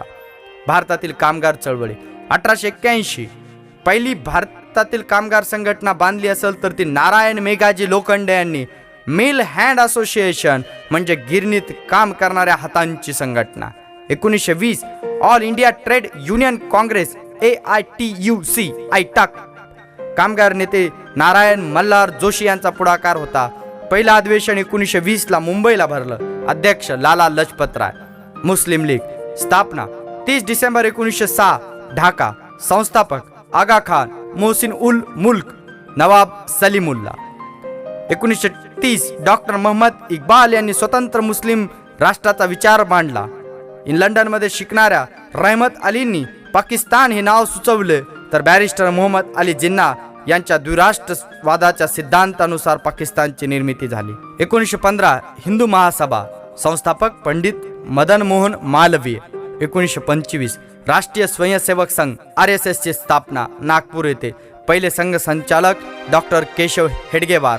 आजचे सरसंघचालक डॉक्टर मोहन भागवत. भारतीय स्वातंत्र्य चळवळीचं शेवटचं पर्व फैजपूर अधिवेशन 1936 अध्यक्ष पंडित जवाहरलाल नेहरू. ग्रामीण भागातील पहिलं अधिवेशन महाराष्ट्रातील जळगाव जिल्ह्यात फैजपूर येथे भरलं आणि शेतकऱ्यांच्या हिताचे अनेक ठराव पास झाले. 1935च्या कायद्यानुसार प्रांतिक निवडणुका झाल्या 1937 आणि 11 पैकी 8 प्रांतात काँग्रेसची मंत्रिमंडळ आले. दुसरं महायुद्ध सुरू होतं 1939 व्हाईसरॉय लिन लिथगो या ठिकाणी घोषणा करतो की भारत हे इंग्रजांच्या बाजूने दुसऱ्या महायुद्धात लढल, पण कोणाशीही चर्चा न केल्यामुळं 1 नोव्हेंबर 1939 याचा निषेध म्हणून 8ही मंत्रिमंडळांना राजीनामे दिले. 1940 रामगड अधिवेशन. अध्यक्ष मौलाना अब्दुल कलाम आझाद. केवळ भारतालाच नव्हे तर गुलामगिरीतील सर्वच राष्ट्रांना स्वातंत्र्य द्यावे अशी मागणी या अधिवेशनात पंडित नेहरूंनी केली. ऑगस्ट घोषणा 8 ऑगस्ट 1940 लॉर्ड लिथगो यांनी केली आणि या घोषणेनुसार भारतात क्रमाक्रमाने स्वातंत्र्य देता येईल असं म्हटलं. या विरुद्ध गांधीजींनी वैयक्तिक सत्याग्रह चालवला आणि या सत्याग्रहामध्ये पहिले सत्याग्रही विनोबा भावे, दुसरे जवाहरलाल नेहरू, तिसरे सरदार वल्लभभाई पटेल, चौथे मौलाना अब्दुल कलाम आझाद. विनोबा हे गांधीजींचे आध्यात्मिक वारसदार आहेत तर नेहरू हे गांधीजींचे राजकीय वारसदार आहेत. क्रिप्स योजना 1942 सर स्टुअर्ट क्रिप्स आणि या योजनेविषयी गांधीजी म्हणतात, क्रिप्स योजना म्हणजे बुडीत बँकेवरील पुढील तारखेचा चेक आणि याला प्रत्युत्तर म्हणून गांधीजींनी छोडो भारत चले जाओ हे आंदोलन सुरू केलं. 8 ऑगस्ट 1942 गवालिया मैदान मुंबई येथे घोषणा केली की उद्यापासून आंदोलन चालू आणि 9 ऑगस्ट पासून क्रांती सुरू झाली म्हणून 9 ऑगस्ट हा क्रांती दिन. करा किंवा मरा, करेंगे या मरेंगे, डू और डाय ही घोषणा आणि याच आंदोलनाचा एक भाग म्हणून भूमिगत आंदोलन चालवलं गेलं आणि याचं नेतृत्व जयप्रकाश नारायण, डॉक्टर राम मनोहर लोहिया यांनी केलं. कर्जत तालुक्यात भाई कोतवाल यांनी आझाद दस्ता स्थापन केलं. नागपूरला जनरल आवेरींनी लाल सैना, मुंबई येथे विठ्ठल झवेरी व उषा मेहता यांनी आझाद रेडिओ चालवला. क्रांतिसिंह नाना पाटील यांनी सातारा परिसरामध्ये चले जाव चळवळीच्या वेळेस पत्री सरकार स्थापन केलं. या पत्री सरकार का म्हटलं जातं कारण त्या ठिकाणी पत्र ठोकण्याचं काम नाना पाटलांनी गद्दारांवर केलं, त्याच्यामुळं प्रति सरकार म्हणजेच पत्री सरकार होय. राजाजींनी 1944 योजना मांडली की राष्ट्रीय सभा व मुस्लिम लीग यांनी तडजोड करावी म्हणून. पुढची वेव्हेल योजना 1945 पण बॅरिस्टर मोहम्मद अली जिनांच्या दुराग्रहामुळे ही योजना फेटाळण्यात आली. त्रिमंत्री योजना कॅबिनेट मिशन 1946 याचे 3 सदस्य होते, पॅथिक लॉरेन्स, स्टॅफर्ड क्रेफ्स आणि अलेक्झांडर आणि यांनी 16 मे 1946 त्रिमंत्री योजना जाहीर केली. या योजनेतही विशेष असं काही नव्हतं पण त्रिमंत्री योजनेत उणीवा असताना देखील या ठिकाणी घटना निर्मितीची संधी मिळते म्हणून काँग्रेसने ही योजना स्वीकारली. त्रिमंत्री योजनेनुसार या ठिकाणी घटना निर्मितीची संधी भारतीयांना मिळाली. त्रिमंत्री योजनेनुसार जुलै 1946 घटना निर्मितीसाठी योजना. 2 सप्टेंबर 1946 पंडित नेहरू यांच्या अध्यक्षतेखाली पंतप्रधान असताना हंगामी सरकार. 16 ऑगस्ट 1946 मुस्लिम लीगकडून प्रत्यक्ष कृती दिन म्हणून साजरा झाला. 20 फेब्रुवारी 1947 ॲटलीनं घोषणा केली की जून 1948 पूर्वी भारतात सत्तांतर घडवून आणण्यात येईल. भारतीय राजकारणातला एक महत्त्वाचा हिरा नेताजी सुभाषचंद्र बोस 1923 गांधीजींचे विचार न पटल्याने स्वराज्य पक्षामध्ये सहभाग घेतला. 1938 हरिपुरा काँग्रेसचे अध्यक्ष म्हणून निवडून आले. 1939 त्रिपुराला अधिवेशन भरलं. सगळ्या प्रतिनिधींनी आग्रह केला, नेताजी तुम्ही उभं राहा, आम्हाला तुम्ही अध्यक्ष हवेत. सुभाषचंद्र बोस गांधीजींकडे जातात. प्रतिनिधींचा गांधीजी मला पाठिंबा आहे, मी उभा राहू. गांधीजी सुभाष माझा विरोध आहे. या ठिकाणी नेताजी सुभाषचंद्र बोस गांधीजींच्या विरुद्ध जाऊन उभे राहतात. गांधीजी या ठिकाणी उमेदवार उभा करतात, पट्टभी सीतारामय्या. नेताजी सुभाषचंद्र बोस या पट्टभी सीतारामय्याला पटकावीत या ठिकाणी अध्यक्षपद मिळवतात पण या ठिकाणी त्यांना त्यांचे निर्णय अंमलबजावणीत विरोध केला जातो आणि त्यावेळेस ते म्हणतात, या अध्यक्षपदाची झूल मला नको, ही तुमची झूल तुम्हाला लख लाभ असो. आणि त्रिपुरा अधिवेशनाचं जे अध्यक्षपद मिळालं होतं त्याचा ते राजीनामा देतात आणि 1939 फॉरवर्ड ब्लॉकची स्थापना करतात. छत्रपती शिवरायांची प्रेरणा घेत ते या ठिकाणी इंग्रजांच्या तावडीतून निसटतात. 1941 जर्मनीला प्रयाण करतात, हिटलरची मदत मागतात. त्याच वेळेस एक घटना घडते. जपानला रासबिहारी बोसांच्या आमंत्रणावरून ते येतात 1943 आणि त्या ठिकाणी आझाद हिंद सेनेचं नेतृत्व स्वीकारतात. या आझाद हिंद सेनेचं नेतृत्व स्वीकारल्यानंतर जपानमधील युवती, भारतीय युवती म्हणतात, नेताजी या ठिकाणी आम्हाला लष्करात घ्या. जी गोष्ट नेताजी सुभाषचंद्र बोस यांनी 1943 केली, लष्करात महिलांना प्रवेश दिला, ती गोष्ट करण्यासाठी स्वतंत्र भारत सरकारला 2010 उजडावं लागलं. याच्यातून या ठिकाणी आपल्याला नेताजींची दूरदृष्टी लक्षात येईल. तुम मुझे खून दो मैं तुम्हें आजादी दूंगा, चलो दिल्ली आणि जय हिंद सारखा अभिवादनाचे शब्द वापरून हा भारत मातेचा सुपुत्र भारत मातेला मुक्त करण्यासाठी या ठिकाणी भारताकडे कूच करतो आणि गांधीजींना आव्हान करतो, हे राष्ट्रपिता मी या ठिकाणी बाहेरून आक्रमण करतोय, तुम्ही आतमधून मला थोडं सहकार्य करा, बंड करा, या ठिकाणी इंग्रजांना मी ठेचून काढतो. पण नेताजींचं दुर्दैव, गांधीजी या ठिकाणी सहकार्य करत नाही. हंगामी सरकारची स्थापना 21 ऑक्टोबर 1943 या ठिकाणी महिलांची राणी झाशी रेजिमेंट आणि याचं नेतृत्व कॅप्टन लक्ष्मी स्वामीनाथन. 1943ला अंदमान व निकोबार जिंकून त्यांचं नाव अनुक्रमे शहीद व स्वराज्य केलं जातं. 1944 आसाममधील मावडक ठाणे या ठिकाणी आझाद हिंद सेना जिंकते. नेताजींच्या आनंदाला पारावर उरत नाही, पण याच वेळेस दुर्दैव आड येतं. 1944ला या ठिकाणी जपानचा पराभव होतो, कारण या जपान्यांनी गरज नसताना पर्ल हार्बर अमेरिकेच्या बेटावर हल्ला केला आणि अमेरिकेनं मग या ठिकाणी 2 बॉम्ब टाकले. 6 ऑगस्ट आणि 9 ऑगस्ट 1945 हिरोशिमा आणि नागासाकी येतं. जपान्यांनी जे जिंकलं होतं ते बी दिलं आणि जे जिंकलं नव्हतं ते बी दिलं आणि सपशेल शरणागती पत्कारली. तरी भारत मातेचा सुपुत्र नेताजी सुभाषचंद्र बोस म्हणतो, जपान्यांनी या ठिकाणी माघार घेतली असेल, पण मी माघार घेतलेली नाही. मी इंग्रजांना या ठिकाणी माझ्या भारत देशातून हाकलूनच लावील. पण विमान अपघातामध्ये नेताजींचा दुर्दैवी अंत घडून येतो. आझाद हिंद सेनेतील अधिकाऱ्यावरील खटले दिल्लीच्या लाल किल्ल्यात चालवले जातात आणि या ठिकाणी त्यांच्या वतीने पंडित जवाहरलाल नेहरू व तेज बहादूर सप्रू हे वकील म्हणून काम करतात. भारतीय नौसेनेचा उठाव 18 फेब्रुवारी 1946 तलवार जहाजावर BC दत्ता यांच्या नेतृत्वाखाली भारतीय नौसेना या ठिकाणी उठाव करते आणि सरदार पटेलांच्या मध्यस्थीनंतर ती या ठिकाणी माघार घेते. माउंट बॅटन योजना 3 जून 1947. भारत व पाकिस्तान हे 2 स्वतंत्र राज्य. नंबर 2, पंजाब व बंगाल प्रांताने विभाजन आता त्यांच्या सदस्य मतावरून ठरवायचं. नंबर 3, वायव्य सरहद प्रांत बलुचिस्तान व आसाममधील सिलेट जिल्ह्यात सार्वमत घेतलं जावं. नंबर 4, सिंध प्रांत विलिनीकरण केला जावा, हे तेथील विधिमंडळाने ठरवावं. नंबर 5, भारत पाक सीमा निश्चिती इंग्रज निघून गेल्यामुळे करावी. नंबर 6, संस्थानिकांना राज्यात सामील होण्याचे वा स्वतंत्र राहण्याचे स्वातंत्र्य या ठिकाणी माउंट बॅटन योजनेनुसार दिले गेलं. भारतीय स्वातंत्र्याचा कायदा 18 जुलै 1947ला इंग्रजांच्या पार्लमेंटमध्ये पास झाला आणि तो पूर्णपणे माउंट बॅटन योजनेवर आधारित होता आणि यानुसार 15 ऑगस्ट 1947ला भारत स्वातंत्र्य झाला. भारत स्वातंत्र्य झाला त्यावेळेस गांधीजी बंगालमधील नौखाली येथे हिंदू मुस्लिम दंगे थांबवण्याचा प्रयत्न करत होते.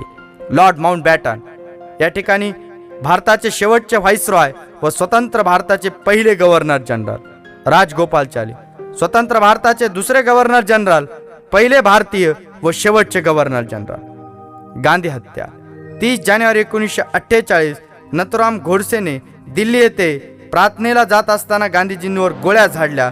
गांधीजींच्या मुखातून शेवटचे उद्गार बाहेर पडले, हे राम. 1947ला स्वातंत्र्य झालं तरी संस्थानिकांना या ठिकाणी स्वातंत्र्य होतं. स्वतंत्र राहायचं की या ठिकाणी विलिनीकरण करून घ्यायचं. भारत स्वतंत्र झाला त्यावेळेस भारतामध्ये 602 संस्थान होते. त्याच्यातील 500 संस्थानांनी या ठिकाणी विलिनीकरणाचा निर्णय घेतला. फक्त 3 राहिले, जुनागड संस्थान, जम्मू काश्मीर आणि हैदराबाद संस्थान. याच्यातील जुनागड संस्थानाचं विलिनीकरण या ठिकाणी 20 फेब्रुवारी 1948ला सरदार वल्लभभाई पटेलांनी घडवून आणलं. हैदराबाद विलिनीकरण. हैदराबादवर निजामांचं राज्य होतं, म्हणजे आजच्या मराठवाडा त्यावेळेस डबल गुलामगिरीत होता. एक म्हणजे निजाम आणि या निजामावर राज्य करणारे इंग्रज. या ठिकाणी सशस्त्र सेना हैदराबादच्या निजामाकडे होती, जिला रजाकार म्हटलं जायचं आणि या रजाकारांचा प्रमुख होता कासिम रजवी यांनी. 13 सप्टेंबर 1948 या ठिकाणी सरदार वल्लभभाई पटेलांनी पोलीस कारवाई केली. 17 सप्टेंबर 1948 हैदराबाद जिंकून घेऊन संस्थान या ठिकाणी विलीन केलं. म्हणून मराठवाडा किंवा हैदराबाद मुक्ती संग्राम दिन हा 17 सप्टेंबरला साजरा केला जातो. हैदराबाद स्टेट काँग्रेसचं नेतृत्व स्वामी रामानंद तीर्थांनी केलं, तर या मराठवाड्यामध्ये वंदे मातरम आंदोलन या ठिकाणी गोविंदभाई श्रॉफांच्या नेतृत्वाखाली चाललं. जम्मू काश्मीर विलिनीकरण 26-27 ऑक्टोबर 1947 काश्मीरचा राजा हरिसिंग हा पहिल्यांदा स्वतंत्र राहू पाहत होता, पण 22 ऑक्टोबर 1947 पाकिस्तानी सैन्य जम्मू काश्मीरमध्ये टोळ्यांच्या स्वरूपामध्ये घुसलं आणि या ठिकाणी त्यांना भारतीयांकडे मदत मागितली. 26 ऑक्टोबर 1947ला सामीलनाम्यावर सही केली आणि काश्मीर या ठिकाणी भारतामध्ये सामील होईल असं लिहून दिलं. 27 ऑक्टोबर 1947 भारतीय सैन्यानं प्रत्याक्रमण सुरू केलं आणि या ठिकाणी आपण बराचसा भाग जिंकून घेतला होता. त्या ठिकाणी वल्लभभाई पटेल म्हणत होते नेहरूंना, काही दिवस थांबा, मला मुदत द्या, या सगळ्या पाकिस्तान्यांना मी या ठिकाणी काश्मीरमधून हाकलून लावतो. पण 1948ला काश्मीर प्रश्न पंडित नेहरूंनी युनोकडे नेला आणि त्या ठिकाणी 1 जानेवारी 1949 पासून युद्धबंदी घोषित आली. आज जो काश्मीरचा उर्वरित भाग आहे त्याला पाकव्याप्त काश्मीर म्हणून ओळखलं जातं. गोवा मुक्ती संग्राम 1928 डॉक्टर टी.बी. कुन्हा यांनी गोवा काँग्रेस कमिटीची स्थापना केली. 1945 डॉक्टर टी.बी. कुन्हा यांनी गोवा युथ लीगची स्थापना केली. 1946 भाषणबंदीचा हुकूम त्यांनी मोडला. 19 डिसेंबर 1961 गोवा मुक्त झालं पोर्तुगीजांच्या ताब्यातून. त्यावेळेस त्याला केंद्रशासित प्रदेशाचा दर्जा देण्यात आला आणि 30 मे 1987 गोवा हे स्वतंत्र भारतातील 25वं राज्य झालं. भारताचा घटनात्मक विकास 1773चा रेग्युलेटिंग ॲक्ट म्हणजे या ठिकाणी भारतातील घटनात्मक विकासाची सुरुवात. 1784 पिट्स इंडिया ॲक्ट, 1861चा कौन्सिल कायदा हा कॅनिंगच्या काळामध्ये भारतामध्ये राबवला गेला. यानुसार कायदेमंडळात अस्तित्वात आलं आणि न्यायालयाची निर्मिती झाली. 1892चा कौन्सिल ॲक्ट हा 1861च्या कौन्सिल ॲक्टची सुधारित आवृत्ती होती. 1909 मॉर्ले मिंटो सुधारणा कायदा. याच्यातला जो पहिला असतो तो भारत मंत्री आणि दुसरा असतो तो व्हाईसरॉय, म्हणून मोर्ले भारत मंत्री तर मिंटो व्हाईसरॉय. अरुंडेल समितीने तयार केलेल्या भारतातील राजकीय सुधारणांचा आराखडा भारत मंत्री लॉर्ड मोर्ले व व्हाईसरॉय लॉर्ड मिंटोंनी मान्य केला.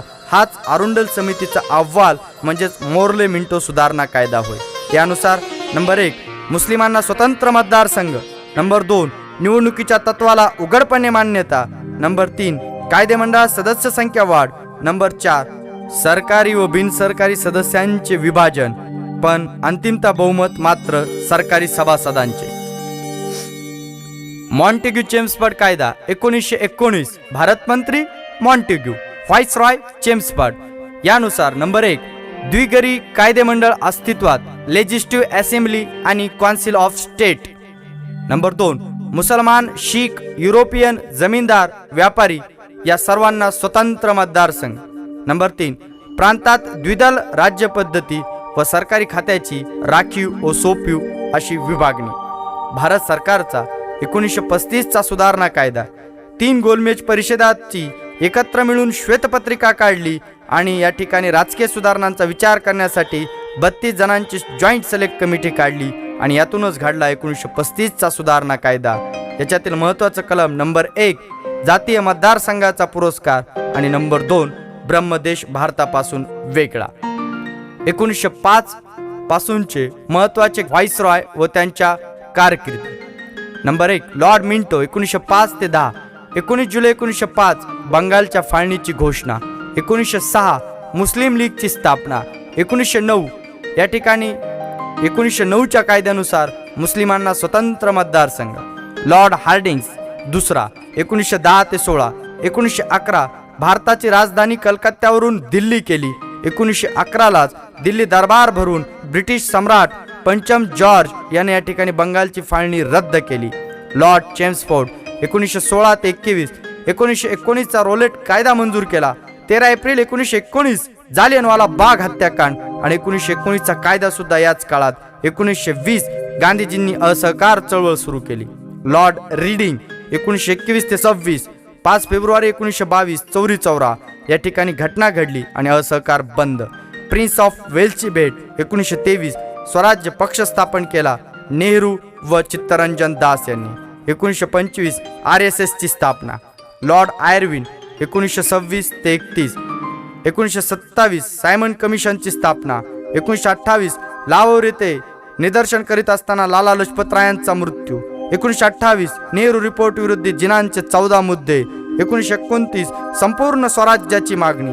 1930 लंडन येथे गोलमेज परिषद. 5 मार्च 1931 गांधी आयर्विन करार. लॉर्ड विलिंग्डन 1931 ते 36. 1931 व 32च्या गोलमेज परिषदा. 1932 रॅम्से मॅकडोनाल्डचा जातीय निवाडा. 1932 गांधी यांनी येरवडा येथे या ठिकाणी उपोषण सुरू केलं. 25 सप्टेंबर 1932 पुणे करार गांधी व आंबेडकर यांच्यामध्ये. 1935 सुधारणा कायदा, ब्रह्मदेश हा भारतापासून वेगळा झाला. लॉर्ड लिन लिथगो 1936 ते 44. 1937 प्रांतिक निवडणुका, 11 पैकी 8 प्रांतामध्ये काँग्रेसची सरकारे. 1 सप्टेंबर 1939 दुसरं महायुद्ध सुरू. ऑक्टोबर 1939 प्रांतिक मंत्रिमंडळाचे राजीनामे. 8 ऑगस्ट 1942 चले जाओ लॉर्ड वेव्हल. 1944 ते मार्च 1947. 1945 सिमला परिषदेत वेव्हल योजना मांडली पण भारतीयांनी ती नाकारली. 1945 मजूर पक्ष सत्तेवर, ॲटली हा पंतप्रधान झाला. 1946 त्रिमंत्री योजना, यालाच कॅबिनेट मिशन म्हणतात. 2 सप्टेंबर 1946 हंगामी सरकारची भारतात स्थापना, पहिले हंगामी पंतप्रधान जवाहरलाल नेहरू. 9 डिसेंबर 1946 घटना परिषदेचे पहिले अधिवेशन या ठिकाणी सुरू झालं. Lord Mountbatten. 3 जून 1947 माउंटबॅटन योजना, भारत व पाकिस्तान ही 2 राष्ट्र त्यांनी या ठिकाणी घडवून आणली. 18 जुलै 1947 भारतीय स्वातंत्र्याचा कायदा या ठिकाणी ब्रिटिश पार्लमेंटमध्ये पास झाला. 15 ऑगस्ट 1947 भारत स्वातंत्र्य झाला. लॉर्ड माउंटबॅटन हा शेवटचा व्हाईसरॉय तर स्वतंत्र भारताचा पहिला गव्हर्नर जनरल. महत्त्वाच्या संघटना व त्यांचे संस्थापक. 1815 आत्मीय सभा राजाराम मोहन रॉय. 1828 ब्राह्मो समाज राजाराम मोहन रॉय. 1844 मानव धर्म सभा दादोबा पांडुरंग. 1849 परमहंस सभा Dadoba Pandurang. 1867 Prarthana Samaj doctor Atmaram Pandurang. 1862 scientific society Syed Ahmad Khan. 1875 Mohammedan Anglo Oriental college Syed Ahmad Khan. 1875 Arya Samaj Swami Dayanand Saraswati. 1875 theosophical society Olcott व Blavatsky. 1880 mill hand association Narayan Meghaji Lokhande. 1865 विधवा विवाह उद्योजक मंडळ न्यायमूर्ती महादेव गोविंद रानडे. 1870 सार्वजनिक सभा गवा Joshi. 1897 Ramakrishna mission Swami Vivekananda. 1900 Mitramela Swatantryaveer Savarkar. 1904 Abhinav Bharat Swatantryaveer Savarkar. 1906 depressed classes mission Vitthal Ramji Shinde. 1906 Muslim League Nawab Salimullah Aga Khan. 1873 Satyashodhak Samaj Mahatma Phule. 1932 Harijan Sevak Sangh Mahatma Gandhi. 1939 Forward Bloc Netaji Subhashchandra Bose. 1942 Azad Hind Sena Rashbehari Bose. महत्त्वाचे वर्तमानपत्र व संस्थापक. राजाराम मोहन रॉय संवाद कौमुदी व मिरत उल अखबार 1821 व 22. Dadabhai Naoroji Rast Goftar 1861. Mahatma Gandhi Indian association young India Harijan. Maulana Azad Al Hilal.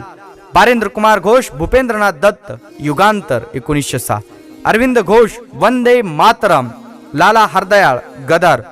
Mahatma Gandhi एकदाच अध्यक्ष झाले काँग्रेसचे 1924 बेळगावचं अधिवेशन. लोकमान्य टिळक एकदाही अध्यक्ष झाले नाही. ज्यावेळेस भारताला स्वातंत्र्य मिळालं त्यावेळेस अध्यक्ष होते आचार्य JB कृपलानी.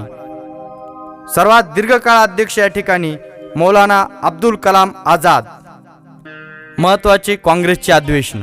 1885 मुंबई अध्यक्ष ओमेशचंद्र बॅनर्जी पहिलं अधिवेशन. 1886 कलकत्ता दादाभाई नौरोजी पहिले पारसी अध्यक्ष. 1887 मद्रास बद्रुद्दीन तय्यबजी अध्यक्ष पहिले मुसलमान अध्यक्ष. 1888 अलाहाबाद जॉर्ज यूल पहिला परदेशी अध्यक्ष. 1900 लाहोर नारायण गणेश चंदावरकर पहिला मराठी अध्यक्ष. 1906 कलकत्ता दादाभाई नौरोजी अध्यक्ष आणि स्वराज्य हे ध्येय. 1907 सुरत डॉक्टर रासबिहारी घोष अध्यक्ष. पहिली फूट पडली जहाल आणि मवाळ यांच्यामध्ये.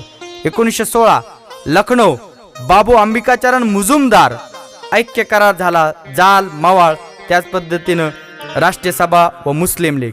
1917 कलकत्ता अधिवेशन अध्यक्षा ॲनी बेझंट पहिली महिला अध्यक्ष. विठ्ठलरामजी शिंदे यांनी या अधिवेशनात अस्पृश्यता विरोधी ठराव मांडला व तो संमत झाला.